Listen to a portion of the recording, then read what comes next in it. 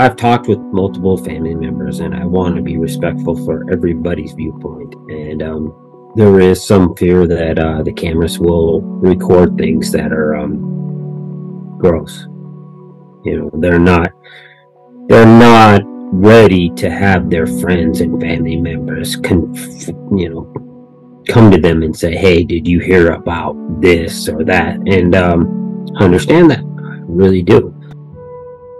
Well, hello there, you beautiful, beautiful people. And guess what? It is Thursday. You know, we talk about Thursday a lot, don't we? That it's like that space between Christmas Eve, Boxing Day and New Year's Eve. That's it. Yeah, anyway, let's crack on with the meat and potatoes, because we've got a lot to go through, as Steve Goncalves has been interviewed by Brian Enton, and man, oh man, oh man, has that guy dropped some absolute bombs. But in order to appreciate that he's dropping bombs, you've got to kind of have been paying attention. You've got to have been here a while and been here from the start and watched and listened. And look, this interview has given me 100% a boost in respect for Steve Goncalves. Now, what I will say is Steve Goncalves has been a bit of an enigma, because on one hand, you kind of get frustrated with Steve at times, because they've spoken out, and because they've spoken out from the start, and then they've kind of been, I feel that sometimes they've gone off in a different direction, which leads you to believe that perhaps they are not being as genuine as you would hope they would. But this latest interaction between Steve and Brian kind of puts everything into perspective, and you truly, truly understand that Steve Goncalves is a bit of, I'm going to say, a bit of a loose cannon with regards to what Idaho and the university are going to get away with. And when I say university, I'll explain that as we move forward through. Now, if you haven't seen the interview, it can be seen on Brian Enton's page on Twitter or X. So if you've got Twitter or X, you can, of course, go and watch it. It's about 20 minutes long. Shannon Gray is there as well, even though he doesn't really say anything that interesting, and it is mostly the interaction between Brian and Steve that you'll get the most out of in terms of if you're following this case. You can also go over to Jules of All Trades. She has excerpts from it as well. I must say she's probably got some of the most important bits. So if you don't have Twitter, you don't have X, you can watch that through Jules and get the most out of it. I don't think you'd miss a lot. But anyway, let's get on. And what does Steve actually say? So you heard at the beginning of this video, and my thought process when I heard this, and Jules, was exactly the same. And that was, this single segment of this interview is going to lead to so much speculation, conjecture. It's going to be unbelievable. But at the end of the day, that's what we do. With the absence of fact, we can only speculate. We can only contemplate what is going on. And that will never stop. Even though there's channels out there who just don't like it and think that people should just shut up and just not have any input whatsoever, should just fade into the distance, leave well alone, and let the system deal with everything in peace behind closed doors, and that's the way it should be. Well, what I say to those people is fuck yourself, because you're asking people to ignore what they are fundamentally, and that is that we are inquisitive beings. That's how we've evolved over the ages. We're a super ape, and what distinguishes us from a primate is our ability to think and to feel and to interact and to have opinions, to have thoughts and feelings and act on those thoughts and feelings. Without all that, we are just sharks. Anyway, I digress. So look, so right at the beginning, you heard Steve Goncalves allude to the fact that there is going to be information that comes out in this court case when it goes to court, and it's perhaps things that people aren't ready to have made public. But the interesting thing is, Steve does turn around and says that the families were not actually asked about whether they should, how they would feel about cameras in the courtroom. They weren't asked at all. So it would appear that these decisions were made behind their backs. This was a decision made by the prosecution, the defense, and it would appear that there was other people who had an impact in that as well. And it just seems very strange, doesn't it? Because in this case, it's always been like a bit of a three-horse race. You've got the prosecution, the defense, and the college, the University of Idaho. And you think to yourself, what the fuck has the University of Idaho got to do with the justice system? With how this should play out? What impact should they have? And again, we'll touch on that soon. But Steve Goncalves also talks about the fact that the families are going to get dragged through the mud. And when you consider that Steve Goncalves, in those two short excerpts, there is that he is saying that there's information that is this gross, the sick. What could that be? What could you consider would be information that comes out that could be considered as gross, what people aren't ready to have go out? And I'm not going to go into the details myself. It's inappropriate for me to do that on this platform. We can question things, we can certainly go down certain routes with certain things, but to strip that back and give in-depth context of what I think he means on that, I do feel that would be overstepping the mark. And like I say, with listening to Steve, I do have more of a respect for the guy.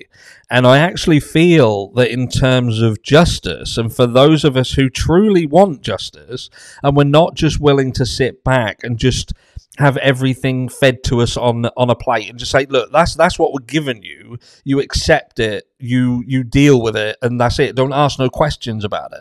It's almost like we're back to being a child and we're being given our food from our parents, and that's what you're eating, and don't ask no questions, and you'll sit at the table until it's gone. I wasn't abused as a child, but you know what I mean. And Steve Goncalves is turning around and making some very, very bold statements. I almost feel concerned for Steve Goncalves if this case is bigger than what we're considering, or what some of us are considering, because what Steve Goncalves has said here could potentially put Steve Goncalves in some form of danger. I truly hope that's not the case. It furthermore supports what I said yesterday and got shot down for when I said I hope that Bran Kohberger is the person who did it. And look, I will explain myself. The reason why I hope Bran Kohberger is the person who did this is because what many people seem to still not fathom is that if Bran Kohberger didn't do it, if he wasn't involved in it, then someone else was. Now, the premise of my videos is purely to say, look, I as an individual have not seen enough information for me to make a decision to convict Bran Kohberger and sentence him to death. I personally haven't seen it. And I think the cameras in the courtroom offers a transparency that them being removed from there then takes away. And I think in a case like this, where you've seen these certain cogs operating, you need that, because you need to have that transparency. So when everything is said and done, everything ends, it does end. Because as it stands at the moment, it's not going to end, because there's so many questions. And even though we now know 100% that Steve Goncalves is firmly in the corner of true and real justice, however that may look, I think he said enough to make us, the public, and you, the viewer, if you go and watch it, and anybody, to understand that there is more in play here. And when you consider this. So what he's basically saying is that it's not just about justice in this situation. There are other decisions and other business issues that seems to be swirling round this. And what have we said from the beginning? We always said that what would be the motivation to get a patsy, to frame Bran Kohberger. And the only reason and that I came forward with was if this town was being affected from a financial perspective, and this case was becoming a burden, and there was a risk of losing, the acquisition of funds, losing money. There's various different avenues and conduits to earnings, but they all stem from the university and its funding and its influx of students and, the intake, so on and so forth. And what would happen if this had have drawn out? They hadn't have found anybody. This would have gone on and on and on down the line. And what were they willing to do to stop that? And who knows? We might be pissing into the wind and that might not be the case. But Steve is certainly now saying there are other things happening around this case. And he has flat out turned around and said that despite all this, they're not going to use his daughter as a scapegoat for anything. At the end of the day, his daughter and the rest of these victims, they deserve and shall get justice. And what Steve has also turned around and said is that if you remove the cameras from the courtroom, that still isn't going to hide anything. You might hide it on the day, but you're not going to hide it forever. You can't hide what you want hidden, because the only reason that they are removing or attempting to remove cameras from that courtroom is to hide. Make no bones about it.